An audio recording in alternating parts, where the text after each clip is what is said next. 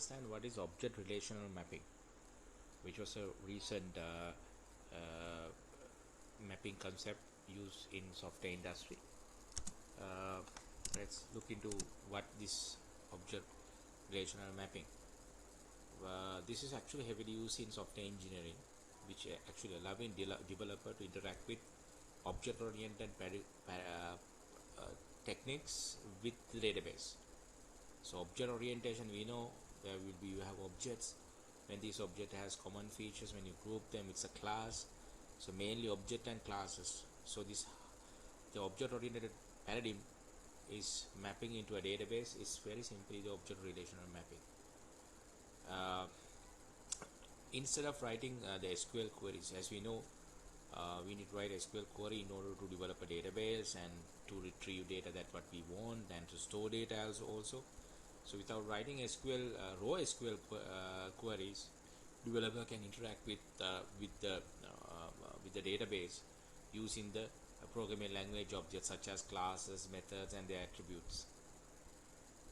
Very simply, then ORM, the object relational mapping, become a bridge in between object-oriented programming language and relational databases, like object-oriented languages like Java, and like databases like databases created through software like Oracle, MySQL, likewise.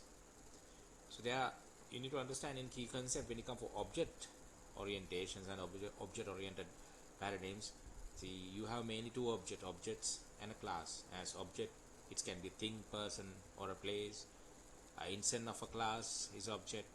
Object has a name, object has attributes and properties, and object has events. Even once you group these objects together based on their common features, it's become a class. So relational database management, where database is structured, where you have relations inside the database, those relations having relationships like one to one, one to many, many to many. So relation, very simply I can define as a table where you have rows and columns. So what do you mean by mapping? It is a process where you associate with the database table with classes and table rows with the objects of those classes. So you're going to map actually the classes and the database table with classes and table rows with the objects. So when you do the mapping configuration, there's an important XML configuration file was there in whatever framework we will be using for object-oriented modeling. We will be discussing the what's a popular framework that we can use to do the object-oriented mapping. So so this mapping between the database tables and classes.